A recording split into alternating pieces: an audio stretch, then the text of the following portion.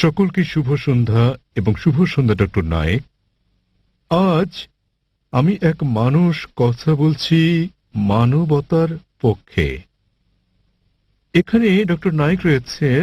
আমরা আপনার নাম জানতে পারি দয়া করে? আমি চিরাগ, এবং দয়া করে আমার ধর্ম জিজ্ঞাসা করবেন না।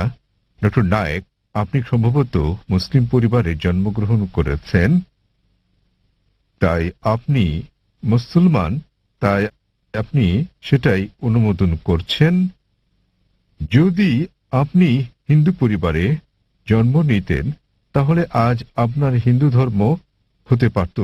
এক্ষেত্রে আমি মনে করি চরম জাতি কেন্দ্রিকতা থেকে আপনি ভাবছেন আপনার ধর্ম, সংস্কৃতি, বিশ্বাস ও ধারণা শ্রেষ্ঠ, তাই আপনি বলছেন যে শিখ অথবা আর্য সমাজ বা যে ধর্মেই প্রতিমা পূজা পরিত্যাগ করার কথা বলা হয়েছে সেটি আপনি সমর্থন করেছেন। আমার মতে একই জায়গায় ঘুরপাক না খেয়ে মানবতার ব্যাপক ধর্ম নিয়ে আমাদের আলোচনা করা উচিত। কোনো মন্তব্য কিংবা যুক্তি? স্যার, খুব সুন্দর একটা প্রশ্ন করেছেন। তিনি বলেছেন মুসলিম পরিবারে জন্ম নেওয়ার কারণে আমি ইসলাম ধর্ম অনুমোদন করছি। হতে পারতো আমি যদি হিন্দু পরিবারে জন্ম নিতাম তাহলে হিন্দু ধর্মই পছন্দ করতাম আমি, এবং আমি শিখ ধর্ম ও আর্য সমাজকে সমর্থন করি কারণ আমার দৃষ্টিভঙ্গির সঙ্গে তাদের মিল আছে এবং এর আশেপাশে আমি বিচরণ করছি। বরং আমার আরো বৃহৎ পরিসরে কথা বলা উচিত ছিল। খুব ভালো প্রশ্ন। হ্যাঁ ভাই, আমি আপনার সাথে একমত। 19 বছর বয়স পর্যন্ত আমি মুসলমান ছিলাম কারণ আমার পিতা মুসলমান ছিলেন। বয়স 19 বছর হওয়ার পর আমি তুলনামূলক ধর্ম অধ্যয়ন করা শুরু করলাম। এখন আমি ব্যক্তিগত পছন্দে মুসলমান। আর বিশ্বাস করেন, যদি আপনি ইসলামের চেয়ে ভালো কোনো ধর্ম আমাকে দেখাতে পারেন তাহলে আজই আমি সেই ধর্ম গ্রহণ করতে প্রস্তুত আছি। আজই। স্যার, আমি মানবতার ধর্মের কথা বলছি। ভাই আমি বলবো জি জি আমি বলছি যদি কেউ ইসলামের চেয়ে ভালো কোনো ধর্ম তা যুক্তি দিয়ে, বৈজ্ঞানিক তথ্য দিয়ে প্রমাণ করতে পারেন তাহলে আমি গ্রহণ করতে প্রস্তুত আছি। আপনি বলছেন মানবতার কথা। কে মানবতার নামে গ্রন্থ রচনা করেছেন? মহাত্মা গান্ধী। কে লিখেছেন? আপনি জানেন একজন মুসলমান ভালো মুসলমান হতে পারবেন না যদি তিনি ভালো মানুষ না হন। সে কথা সব ধর্মেই বলে, সব ধর্মে বলে। শেষ করতে দেন। জি স্যার। আপনি এখানে আমার জবাব শোনার জন্য এসেছেন নাকি আপনার মত জানাতে এসেছেন? আমি একটি সুস্থ আলোচনা চাই এবং যৌতুক সিদ্ধান্তে পৌঁছাতে চাই। এটা কোনো বিতর্ক প্রতিযোগিতা নয়। হ্যাঁ, একেবারে না। তাহলে আমার উত্তর শুনুন, উত্তর শোনার পর আপনি মন্তব্য করতে পারেন। ঠিক আছে। আমাকে শেষ করতে দিন। আপনি কথা যোগ করছেন, তার মানে আমার উত্তর আপনি শুনছেন। শুনুন মনোযোগ দিয়ে। জি। আপনার মনের মধ্যে মহাভারতের কাহিনী চলছে, কি করে শুনবেন? দয়া করে চালিয়ে যান। আপনি আপনার প্রশ্নের সময় কি আমি আপনাকে বাধা দিয়েছিলাম? দয়া করে চালিয়ে যান। আমি কি বাধা দিয়েছি? আপনি বাধা দেননি। দয়া করে চালিয়ে যান। সবকিছু লেখা আছে, প্রশ্ন করতে আসছেন। আমি কিভাবে বলেছি? আমি জবাব দিচ্ছি, শুনুন। হ্যাঁ, এটা আমার জবাব। তাহলে কেন আপনি মন্তব্য করছেন? দয়া করে বলুন স্যার, দয়া করে বোঝার চেষ্টা করুন। আমাকে আপনার উত্তর বলুন। আমার উত্তর শুনলে আপনি বুঝতে পারবেন, অন্যথায় লাখ লাখ মানুষ বুঝলেও আপনি একই প্রশ্নই করে যাবেন। আমি একজন চিকিৎসক। এক ব্যক্তি একা দুটো বিষয়ের প্রতি মনোযোগ দিতে পারে না। উত্তর শুনুন, উত্তর দেওয়া হলে আর সমস্যা থাকবে না। তাহলে আপনাকে বুঝতে হবে আপনি মানবতার কথা বলছেন। আপনি প্রথমেই বলেছেন আমার ধর্ম জানতে চাইবেন না, পরে আপনি বলছেন আমি মানবতার পক্ষে। সর্বপ্রথম আপনি আপনার দৃষ্টিভঙ্গি শনাক্ত করতে লজ্জিত, তারপর আপনি মানবতার কথা বলছেন। আমি আপনার কাছে জানতে চাই মানবতা নামের বইটি কে লিখেছেন? এরকম কোনো বই আছে কি? মানবতার কোনো দিক নির্দেশনা আছে? আমি আপনাকে বলছি ভালো মানুষ না হয়ে একজন মুসলমান ভালো মুসলমান হতেই পারে না। সব ধর্ম বলে না।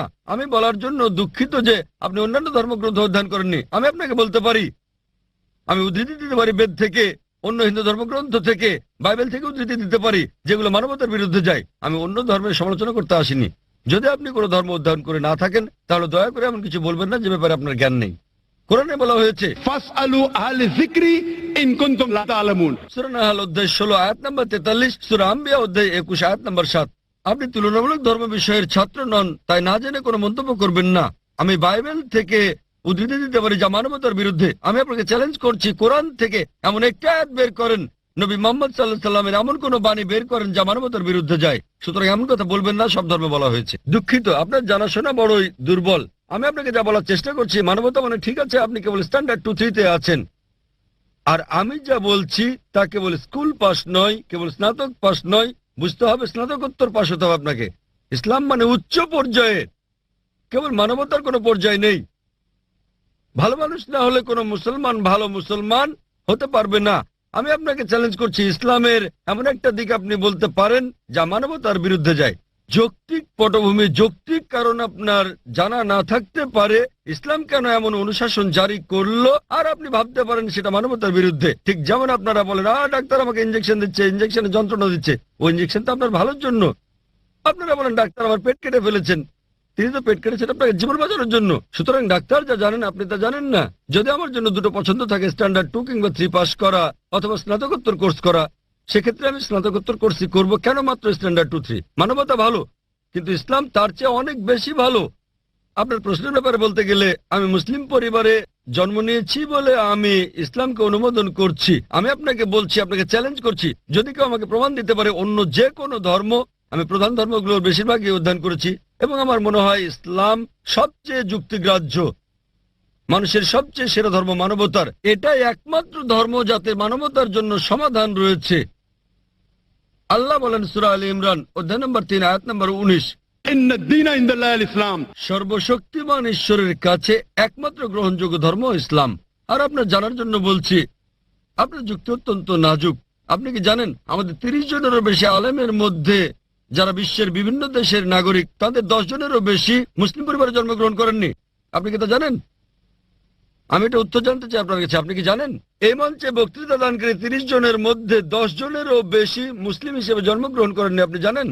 হ্যাঁ, আমি হতে পারে আমি বলছি। আপনাকে জিজ্ঞেস করছি, আপনি কি তা জানেন? না, আমি হ্যাঁ তা অথবা জানি না না। বলেন। তাহলে আপনার পুরো যুক্তি তো অসার।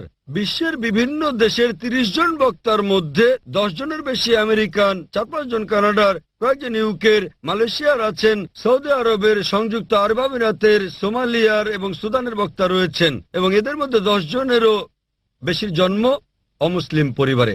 তারা বেড়ে ওঠার পর কেউ কিশোর বয়সে গ্রহণ করেছেন ইসলাম, কেউ 20-এর কোঠায় গ্রহণ করেছেন ইসলাম, কেউ বা 30-এর কোঠায় গ্রহণ করেছেন।